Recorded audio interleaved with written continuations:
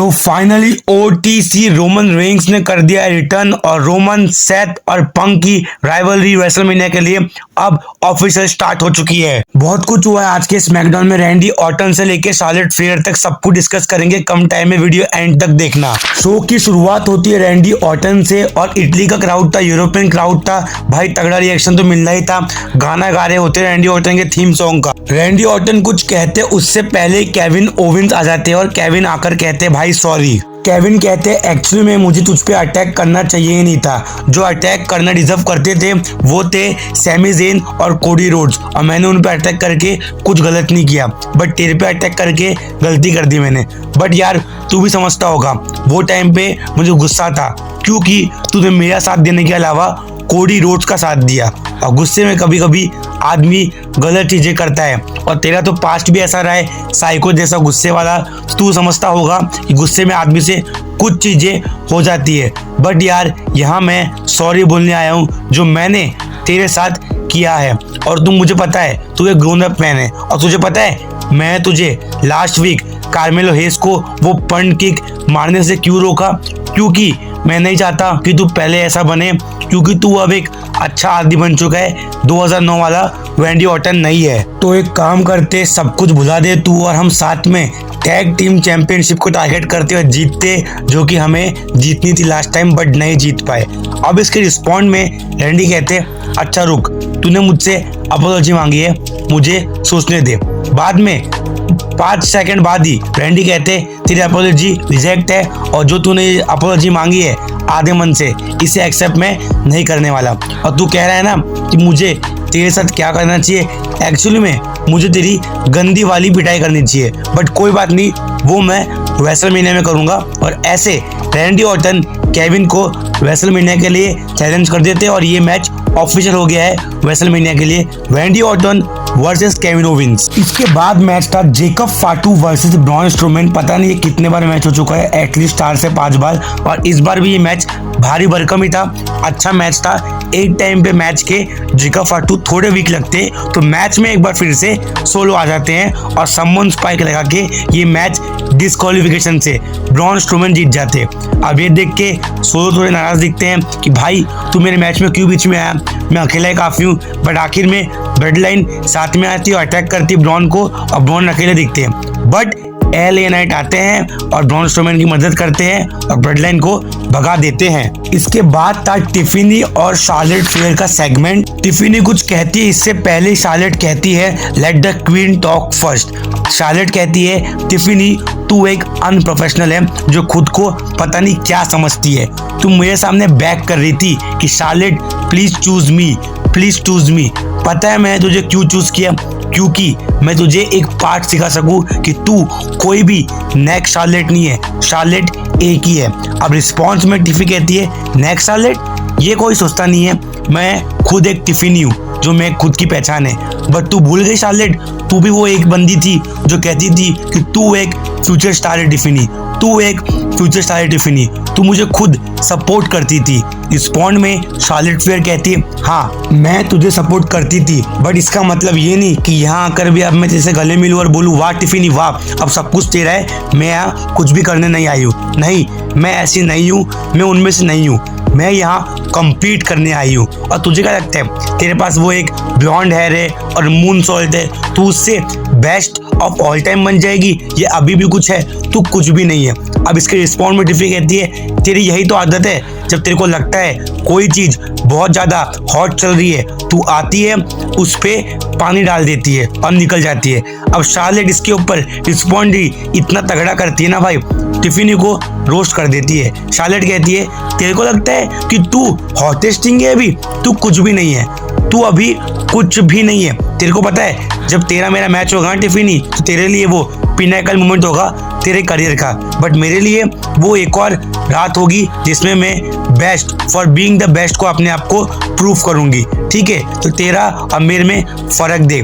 अब इसके एंड में रिस्पॉन्ड में टिफी कहती है जो भी हो पब्लिक तेरे को चाहती नहीं है क्योंकि वो अब टिफी टाइम के साथ है, तो लेट्स सी एट रेसलमेनिया। ऐसे ही सेगमेंट खत्म होता है। टिफिनी सेगमेंट में क्लियरली इनएक्सपीरियंस दिख रही थी, बिल्कुल भी प्रोफेशनल लगी नहीं। वही शार्लेट बहुत तगड़ा कैरेक्टर निभा रही थी और टिफिनी को इजीली उन्होंने इस सेगमेंट में रोस्ट कर दिया। इसके बाद मैच होता है पाइपर निविन वर्सेस जेलिना वेगा का। पता नहीं ये मैच इतना लंबा क्यों हो गया, कुछ खास मैच भी था नहीं। जेलिना वेगा इस मैच में हार जाती है। इसके बाद मैच था Jade Cargill versus Liv Morgan का। भाई लिव मॉर्गन की तारीफ तो करनी पड़ेगी, एक के बाद एक अच्छे मैचेस दे रही है वो इस साल, और ये मैच भी कुछ ऐसा ही होता है। पब्लिक लिव को पसंद कर रही होती है और लिव मॉर्गन जेड कारगिल के साथ बहुत तगड़ा मैच करती है। मैच के एक बीच में ऐसा होता है, नेओमी दिखती है हमें, जेड कारगिल को डिस्ट्रैक्ट करती है और सर पे कुछ तो पता नहीं क्या मार देती है और रेफरी वो देख नहीं पाते, और इसके बदले में हमें लिव मॉर्गन दिखती है ऑब्लिवियन देते हुए जेड कारगिल को, और जेड कारगिल को WWE में पहली बार कोई हरा देता है और वो होती है लिव मॉर्गन। इसके बाद हमें नए टैग टीम चैंपियन जो बने हैं स्ट्रीट प्रॉफिट्स देखने मिलते हैं। पहले तो पब्लिक कह रही होती है यू डिजर्व इट, और वो भी कहते हैं कि हमें 4 साल लग गए। वो अपना स्ट्रगल एक्सप्लेन करते हैं। इतने में ही सेंतोस एस्कोबार की टीम आती है और कहती है बस हो गया तुम्हारा स्ट्रगल वगैरह का ड्रामा, अब जो वो बेल्ट्स है वो मेरे बंदों के पास आने वाला है क्योंकि वो रेडी है तुम्हें हराने के लिए। इतने में प्रीटी डेडली भी दिखती है। इसके बाद मैच फिक्स हो जाता है एंजेलो डॉकिंस और मॉन्टेस फॉर्ड यानी स्ट्रीट प्रॉफिट्स वर्सेस सेंतोस एस्कोबार की टीम का, और ये मैच अच्छा होता है और ये मैच स्ट्रीट प्रॉफिट्स जीत जाती है। फिर फाइनली होता है मेन इवेंट टाइम और एंट्री होती है OTC रोमन रेंस की। बहुत तगड़ा रिएक्शन था, क्या ही ऑरा था। पब्लिक OTC के चैंट्स लगा रही होती है और रोमन आफ्टर लॉन्ग इटली को कहते हैं एक्नॉलेज मी, जो कि सुनने में भी बहुत अच्छा और नॉस्टैल्जिया टाइप था। इसके बाद रोमन कहते हैं कि रॉयल रंबल में मुझे CM पंक ने स्क्रू अप कर दिया, बर्बाद कर दिया। पर उसके बाद क्या हुआ, मैंने लास्ट वीक CM पंक को ही बर्बाद कर दिया। रॉयल रंबल में सेथ रॉलिंस ने मुझे जान से मारने की कोशिश करी, but don't worry, last week मैंने भी उसे जान से मारने की कोशिश करी। OTC कुछ भी हिसाब बराबर ही रखता है, तो OTC के पास अभी 15-20 मिनट है। वो बहुत लंबे से आया है, जिसको भी यहाँ पे आना है और जो भी कहना है वो आ जाए। जैसे ही रोमन ये कहते हैं हमें देखने मिलते हैं सेथ रॉलिंस, और सेथ रॉलिंस को क्या रिएक्शन मिलता है। पब्लिक उनका थीम सॉन्ग गा रही होती है। सेथ आकर कहते हैं कि तुझे बीच में आना ही चाहिए नहीं था, तुझे पता नहीं है CM पंक कितना ज्यादा डेंजरस है इस कंपनी के लिए, WWE के लिए, प्रोफेशनल रेसलिंग के लिए। मुझे उसे खत्म कर देना चाहिए था, बट तूने सब कुछ बर्बाद कर दिया। बट एक्चुअली में ये हमेशा से तेरे और मेरे बीच का ही रहा है। पंक तो बाद में आया है, और एक्चुअली में अब वो टाइम आ गया है कि हम दोनों की राइवलरी में एक और नया चैप्टर ऐड कर दिया, क्योंकि ना मेरे बिना तू है और तेरे बिना मैं हूँ। इतना कहते ही सेथ रॉलिंस अपनी शर्ट उतार रहे होते हैं लड़ने के लिए, जब CM पंक आ जाते हैं। बस जैसे CM पंक आते हैं पब्लिक पागल, CM पंक नारे शुरू। पंक आकर कहते हैं रोमन से कि रोमन तू कह रहा था कि मैंने तुझे रॉयल रंबल में स्क्रू अप किया। भाई वो रॉयल रंबल है, वह हर आदमी अपने लिए होता है, किसी के लिए नहीं होता।